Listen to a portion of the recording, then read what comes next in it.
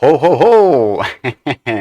And welcome to the third video in this algorithmic modeling series where we're learning how to model Sierpinski trees. Okay? And in the previous videos, we learned what a Sierpinski star what a Sierpinski fractal is. We learned the basics of how to craft the algorithm, and I showed how to implement that in vanilla Grasshopper.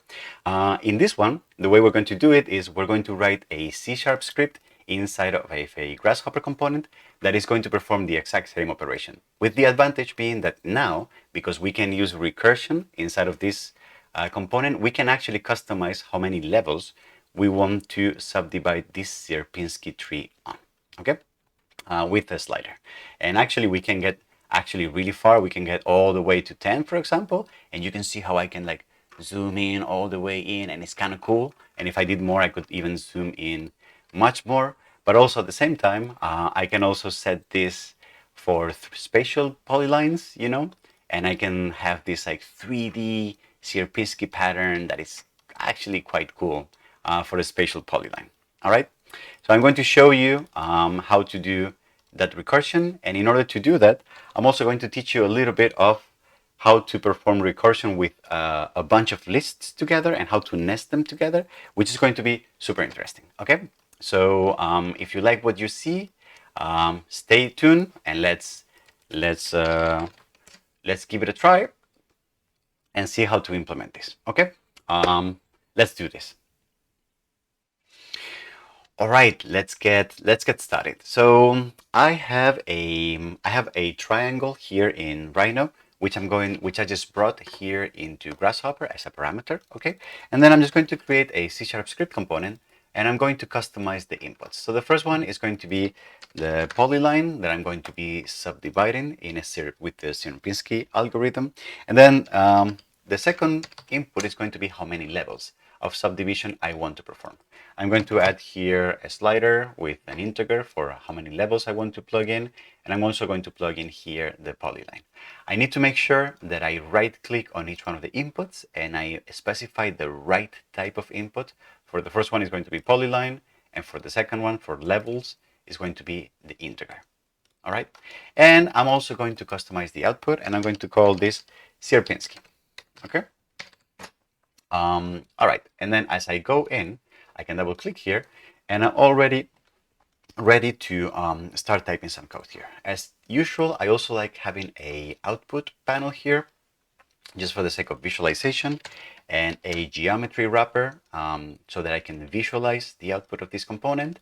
Also, I probably want to plug in here a panel to see what's going on, and I will probably want to have a boundary surface at some point here so that I can see as in a field way what is coming out of the algorithm of the component. Okay, and I think at this point we are ready to start typing some code.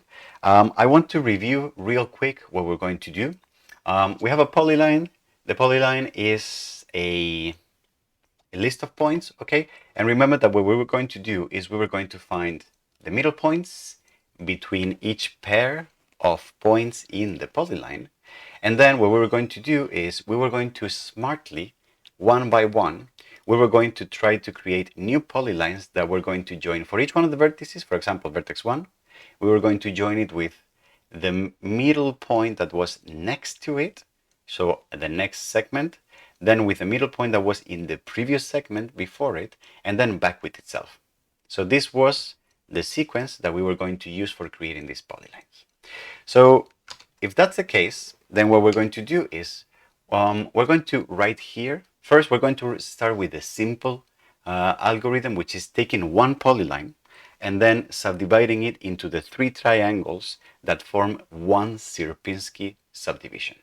And then once we got that working, the next thing that we will do is we will implement a recursive algorithm that takes and performs this operation over and over again as many levels as we want over the previous results. Okay, so let's start with the basics. Let's start by writing the algorithm that takes one polyline and returns a list of polylines that are the Sierpinski subdivision.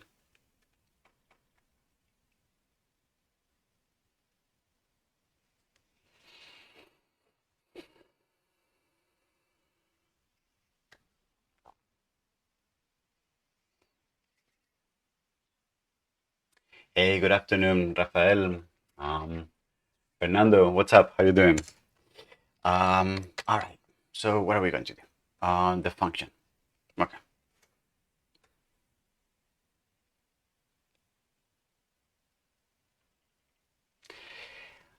You know me well at this point, and you know how I like creating functional components that rely on functions, and then I can like switch and exchange between my different programs. So what I'm going to do is I'm going to write a function that takes the polyline and returns a list of polylines, which are the subdivisions. So I'm going to call that Sierpinski subdivision, for example. All right. And then this function is going to take a polyline called Pol, for example. And I think that's it. I don't think it needs anything else to work. And I'm going to open and close parentheses. And remember that the return type of this function is not going to be a polyline, it's going to be a list of polylines, because for one polyline, the result is going to be 3, 4, or however many, I don't know. It's going to be like several polylines, several of these new triangles. So the result is going to be a list of polylines, all right?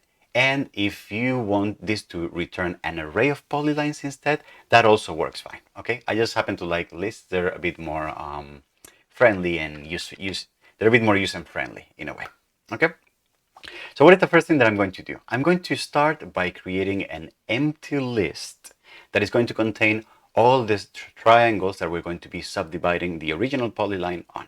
So I'm going to start by saying I'm going to create a list of polylines that I'm going to be subdivisions, all right, which I'm going to initialize to an empty list, all right, and an empty list of polyline components. All right, so I have this, and then what I would like to do is I would like to say, well, the first thing that I need to do is I need to go over each one of the vertices in my polyline and start performing the algorithm that I explained before. So what we can do is we can say, well, let's create a for loop where we go over all the vertices of the polyline. So pol count, but we're not going to go over all the vertices. If we have a polyline like this that has 4 vertices, I only want 3 triangles. So what I'm going to do is I'm going to start with triangle 1, vertex 0, vertex 1, vertex 2, but I will not need to use vertex 3. So that's why this is going to be the amount of vertices in the polyline minus 1. All right? And this is the for loop that I'm going to use. Okay? All right, cool. So the first thing that I'm going to do now is I'm going to say, like in the diagram, first of all, I need to create an empty polyline. And to that polyline, in order, I need to start adding the vertex that I'm looking at, the next middle point, the previous middle point, and then the same vertex again. So I need to first create an empty polyline and then add those 4 points in sequence. The way I'm going to do that is I'm going to say, I'm going to create a polyline called PL that I'm going to initialize to empty. All right. Then to that polyline, what I'm going to, the first element that I'm going to use is add the vertex, add the current vertex that we're checking. So to PL, I'm going to add, from the polyline, I'm going to add the vertex that I'm currently looking at with the for loop. So that's going to be pol, open square brackets, I, and close square brackets. Remember that I can do this because in Rhino Common, polyline classes allow me to use the square bracket notation to retrieve the points that form that polyline. Okay, so in a way, polylines in Rhino Common are like lists and like arrays. They behave a little bit like that. Okay, so I have that in the polyline. All right. So and then the next thing that I need to do is I need to calculate what is the middle point between the vertex that I'm looking at. So for example, vertex number 1, what is the middle point between the vertex that I'm looking at and the next vertex on my list? All right. So how does that work? Well, The way we can do that is we can calculate what is that point. So I can say point 3D, and I'm going to say middle forward. The middle forward point is going to be equal to a point that is between the vertex that I'm at and the next vertex at half the distance. How do we calculate a point in between 2 points? Well, if you remember, we did geometry gem. In geometry gem number 7, we developed an algorithm to take 2 points and a relative distance between them and return the point at that relative distance between them. So if you're interested in how this worked, make sure you check that geometry gem. So what I can do is I can calculate the point between this one and the next one. But actually at this is going to be, what I'm going to do to make this a little cleaner, I'm just going to say point 3D, current is going to be, polyline is going to be the one that we're looking at. And point 3D next is going to be the polyline that we're looking at, I plus 1. All right, so retrieve meaningful points for this triangle. So the current is going to be I, next is going to be I plus 1. And then the current vertex is going to be, I'm going to add current. And then mid next is going to be a point relative between current and the next point, between the 2 points, at 0.5. All right. And then I'm going to add that to the polyline. Polyline add mid next. All right. Add middle points. So there's going to be more code here, but let's see if so far what we got is working well. It's going to do the job. So let's assume we find the other points, etc., and we have the complete polyline. At that time, once we have the polyline, what we want to do is we want to say subdivisions, and for this list, the list of subdivided polylines, I want to add the polyline that I just calculated here. Okay? And once this function has calculated all the subdivisions for each one of the vertices, then what I can do is I can return those subdivisions. I'm not finished with the algorithm yet. I just want to check my progress and see if so far this is working correctly. Okay? So I'm going to hit run, and I see that at least I have no error, so that's a good thing. The other thing is that nothing is happening because I implemented this function, but nobody's calling this function. So just for the sake of giving it a first run, I'm going to Sierpinski.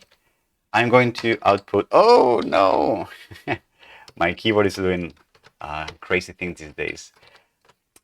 I need to get a keyboard for Christmas. Sierpinski is going to be equal to the result. I'm just going to try the subdivision once, okay, and see if it works. If I do that, I hit OK, and I can see that I do have a list of 3 curves, and it looks like it looks like I have one here, I have another one here, and I have another one here. So this kind of corresponds to what I expected. For each one of the 3 vertices, I have a polyline that is joining that vertex with the next middle point. So I think we're good on that end. All right. So the next thing that I need to do is I need to continue this polyline and join it with the middle point in the previous. So how is that going to work? Well, what I can do is I can say, well, the next middle point that I need to compute is the one that is between the point that I am at, but not the next one. I need to compute with the previous one. So the idea would be something like this. I would do point 3D mid previous, and then it would be point along the line, and then if I have the previous point somewhere, it would be this thing, and then I would add that point, so mid previous. Okay, but I need to find this. I still don't have this, so I can go back here and say, well, let me add this to the list. So I'm going to say point 3D previous is going to be equal to the list of points in my polyline I, but instead of +1, this time is going to be -1. All right. So I have, if I'm iterating through the polyline from 0 to, in this case, 2, every point is going to be in position I. Next is going to be I+1, and the previous one is going to be I-1. All right. The problem with this is I'm going to run this, and I'm going to get an error. I'm going to get an index was outside of bounds, because think about this. I'm looking at all the points on my Sierpinski tree, and I've been using, for example, number 1 as an example. The problem is that if I, in the particular case of point number 0, you can see that when I'm in the first point of the polyline, then current polyline, the current point is at position 0. Midpoint is here, but then the next point is number 1. But the previous one that I want to use is not -1. The previous one that I want to use is the value of 2 or the value of 3. Okay? So it just so happens that if I just say I-1, when I am in the first iteration of this for loop, this becomes -1, and there is no point in the polyline that has an index -1. So I get an error. So what I need to do is I need to add here a small exception or a small corner case. I need to account for that corner case. So what I can say is I can say I'm going to say, for example, I'm going to create the point. All right, and then I'm going to say if I equals 0, then that point previous should be equal to, if this is different than 0, then this should be I-1, what we had before. All right. However, if it is 0, then we will have to come up with something different. And what we will need to do is we will need to say, well, the previous one, instead of being poly I-1, it needs to be the last one on the list. So it needs to be polyline, and the amount of elements that are in the polyline -1. Okay, so like the last element of the whole list of elements. I think this should actually be -2, but I'm not entirely sure. But it looks good so far. All right. So if I look at this, you can see 1, 2, 1, 2, and then 1, 2. So I think this is looking good so far. All right. And yes. And okay, so we got this. And then what do we need to finish this? We just need to add the same point again to the list. Close the polyline by adding the same point again. So remember, we said we start with the point that we're looking at, the next middle point, the previous middle point, and then the same point again. So we're going to go back here and say to the polyline, I'm going to add again current point so that we close the loop. And if I run this, nice! So it looks like this is working now. The polyline is closed. All right, and the boundary surface can also close this surface because now they are closed polylines. All right.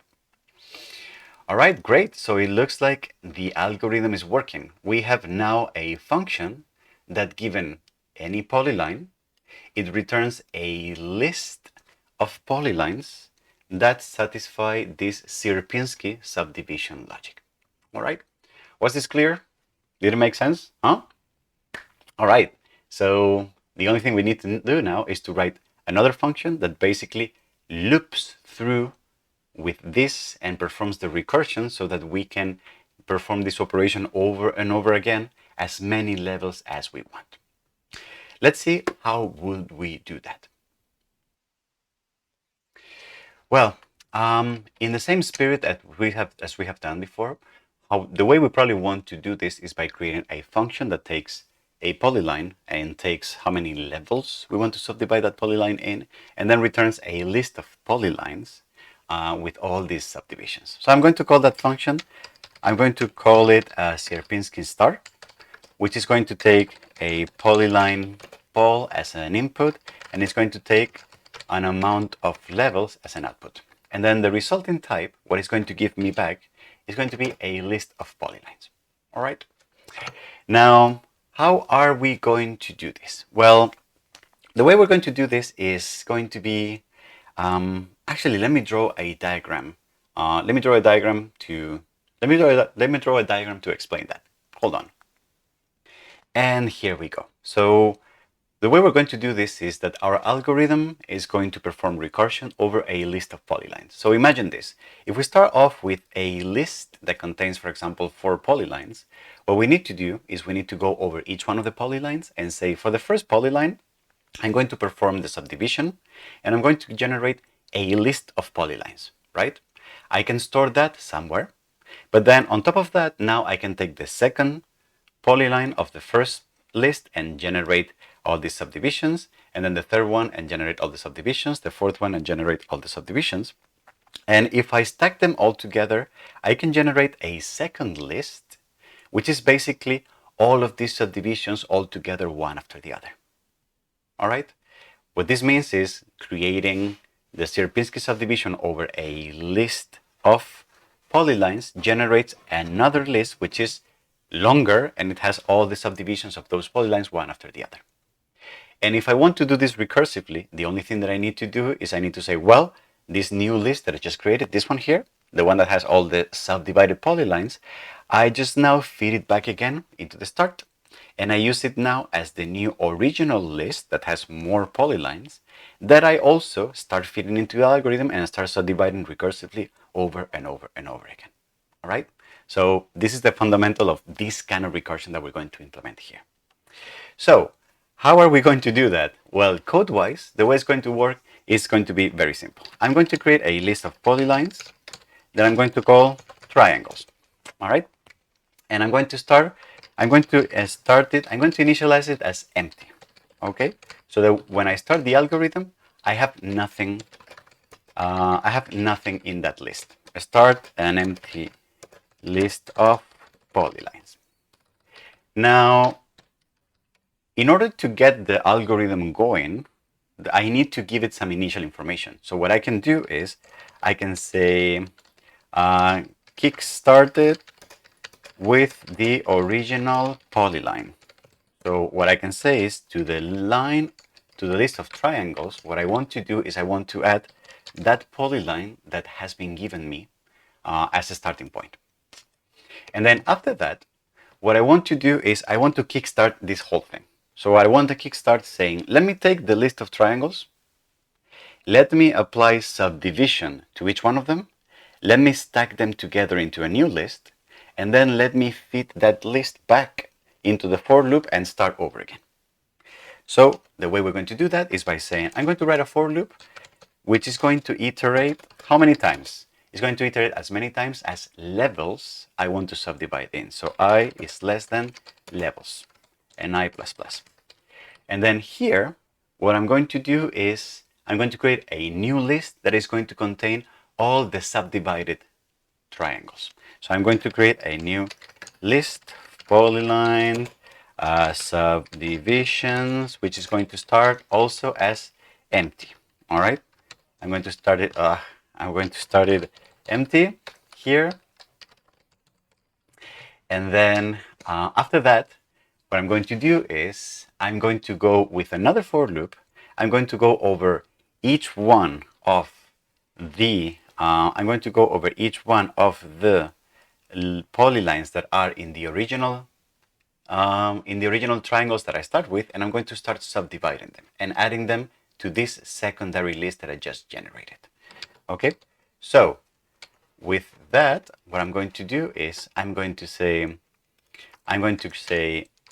for each, instead of using a for loop, I'm just going to use a for each loop in this case. For each polyline P that is in the list of triangles, All right, so I have all the list of triangles. So for each one of these polylines, what I'm going to do is I'm going to create